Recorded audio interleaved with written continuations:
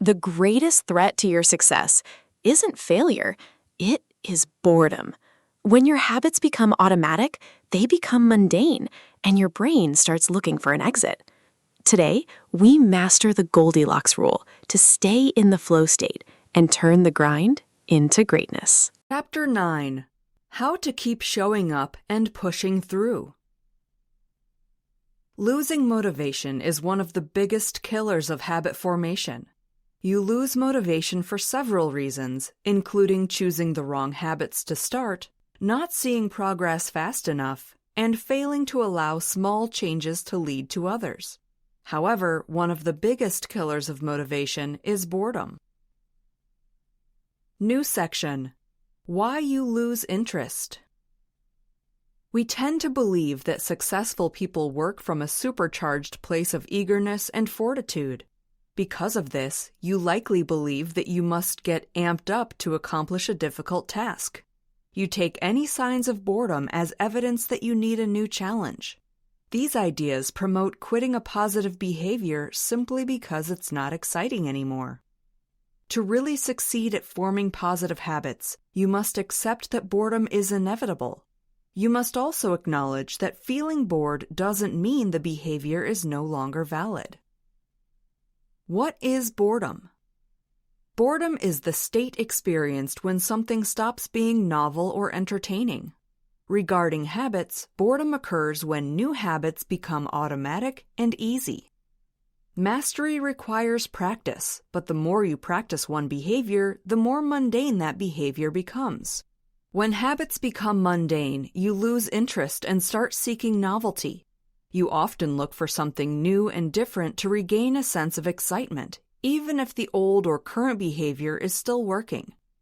When you lose interest in a behavior, you lose motivation to keep working on your system. You are not unique in experiencing this sensation. Successful people also experience boredom. The difference is they are able to push through the lack of novelty and excitement and keep working.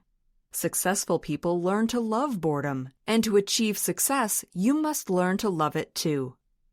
If you are only motivated to act when things are novel or exciting, you'll never attain consistent results. Showing up and working hard even when bored or uninspired is what separates greatness from goodness. You may not enjoy the work when you're bored or not in the mood, but you have to put in the reps if you want to keep improving toward your ultimate goal and identity. New section: How to Combat Boredom. Learning how to stay motivated means designing habits that draw you in rather than repel you. One of the best-known strategies for keeping behaviors interesting is working at a level of just manageable difficulty. Your brain loves a challenge, but this love is fickle. If the challenge is not hard enough, you will lose interest. If the challenge is too hard, you will be unsuccessful in your behavior attempts and shy away from trying. Playing tennis against a 5-year-old will be too easy and lead to boredom. Playing tennis against Serena Williams will be way too hard and certainly lead to failure. If not, you may have a Grand Slam championship in your future. Either extreme will not help you engage with the activity or behavior. The perfect degree of challenge for the brain is when you perform at a level that lives on the edge of your current abilities. This idea is referred to as the Goldilocks Rule, which states that degrees of difficulty must be just right to attain peak motivation. The Goldilocks Rule. You must start a new behavior by making it easy, as the third law states. Making a new behavior easy to perform and maintain is necessary and helps you stay focused even when motivation is challenged. But once a behavior has reached the habit line, you must increase the boundary of difficulty in small increments to keep it challenging. If a behavior is just challenging enough, you will be more interested in sticking with it. Hitting the just right zone of difficulty is what creates the flow state, wherein you are fully engaged in the behavior or activity. A 4% increase in difficulty above your current abilities or behaviors is required to reach the flow state. Imagine playing with a new tennis partner equal in skill level. You play for months and you start to naturally progress beyond your current abilities. If your partner doesn't progress at the same rate, you will soon beat them easily and lose interest. If you find a new partner who is slightly better than your new level, you will be more engaged when you play because you are being challenged more. You will eventually progress to the new level and so on as you continue to play better opponents. Improvement requires a balance between pushing beyond status quo to stay challenged and keeping the level of challenge at a point that still allows for satisfying results. Part of this process of increasing degrees of difficulty is the variable reward. When you increase your challenge level to the just right point, whether you fail or succeed becomes equal in likelihood. When there is a 50-50 chance of success or failure, your desire to win increases. You experience enough success to warrant continued action and enough failure to make you work harder. Rewards experienced in this type of variable way make every attempt novel, which reduces boredom. Still, at some point, even if you are able to create variable rewards through just manageable difficulty, you will be faced with boredom. Understanding that this will occur, regardless of your efforts, will help you address it when it comes and keep you from falling into the traps automated habits can create. New section: The bad and ugly of automatic behaviors. As discussed, you can only move to the next level in your habit system after forming automatic behavior. However, there are aspects of automatic behaviors that hurt more than help. When behavior becomes automated, the action becomes mindless, which reduces your ability to notice small errors or opportunities for growth. You become less receptive to feedback the more mindless a behavior becomes. You stop thinking of ways to improve because you have learned to perform the behavior good enough. Once you can perform a behavior at a good enough level, you start to believe that simply putting in good enough reps equals experience and progress. Really, all you're doing is reinforcing current behavior, not attempting to build on that behavior. This assumption is what leads to decline after a good enough level is mastered. You can't continue the same behavior and expect to get different results. Stopping with the first or second habit in your system doesn't lead to the overall identity or optimal goal you're seeking. Working through the tiny aspects of your system means allowing each level to become automatic, then using that foundation to move to the next level. You have to continue building on habits once they become good enough, so you can keep moving through your system to the end. A combination of automatic behaviors and deliberate practice is required.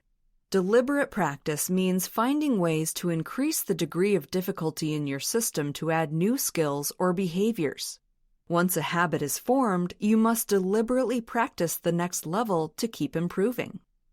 Example: your desired identity is to be a skilled athlete. You choose basketball as your opening and learn to make a jump shot from 5 feet away. You master this skill, making basket after basket until you no longer have to think about form. If you were to stop with this good enough behavior, you'd find little success in an actual basketball game. If you move back a foot after mastering each preceding distance, you'll eventually be able to shoot a three-pointer. Similarly, if you add a defender to your practice, you'll learn how to make the 5-foot shot under pressure. Now, you'll be able to compete in a game-like scenario. Negative thoughts. Another negative aspect of automated behaviors is the way in which they skew your thinking about your skills and identity. As you begin to form behaviors that support your chosen identity, it's easy to become cocky or boastful about who you're becoming. Like good enough behaviors, when you are cocky about mastering one aspect of your identity, you stop seeing weak spots or ways to grow. You latch onto this mastered behavior and the supported identity and believe the work is done. The problem with this narrow focus is that life does not stop presenting challenges just because you've stopped growing.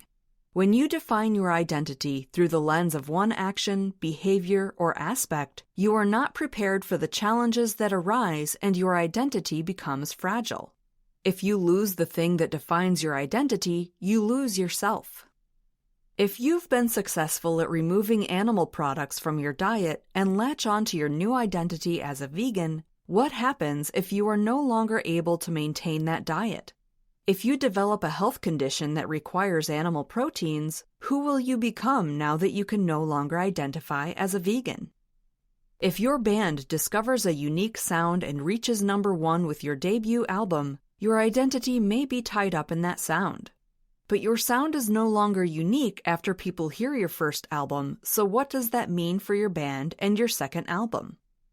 The key is to redefine your identity to include the important aspects of the system, not the end result of one aspect. Therefore, if you lose that one aspect, you still have others and the identity they add up to. I'm a vegan becomes, I'm a person who eats conscientiously and healthily. We're a band with a unique sound becomes, we're a band who pushes boundaries and strays from conventions. When defining your identity in the right way, it becomes flexible, not fragile. A flexible identity goes with the flow of life, rather than fights against it. If you're struggling to improve, reflect on your habits and thoughts about identity to ensure they're still working for you. If not, readjust your thinking to create more space for growth. A few words about reflection. When you reflect on your behaviors and habits, you review your progress thus far, which provides a measure of successes and failures. With this measure, you learn where improvements are needed and locate the right paths for growth. Identify mistakes and paths for growth to ensure you're putting energy toward the right systems of behavior. Examine your processes to learn how to adjust your behaviors for optimal success. Without reflection and review, it's easy to fall into the traps of mindless, good-enough behaviors and negative thoughts. You start making excuses for why you're not improving instead of making informed decisions about what to adjust. Reflection and review are excellent strategies for keeping you honest about your behaviors and identity, but too much can be a bad thing. Too much examination or feedback doesn't provide time to see the accumulative benefits or detriments of current behaviors.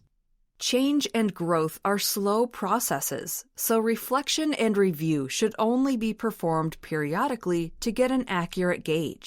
To achieve greatness, you must learn to love boredom and keep showing up even when the novelty fades. By using the Goldilocks Rule, you stay in the challenge zone, where mastery is built one rep at a time. But how do these tiny daily actions snowball into a totally different life? In the next chapter, we reach the tipping point, where your persistent effort finally triggers a cascade of massive, life-altering results. Subscribe to complete your transformation. Like if you're ready to embrace the grind, and comment below, what challenge are you tackling today? Your future self starts right here. Click to watch.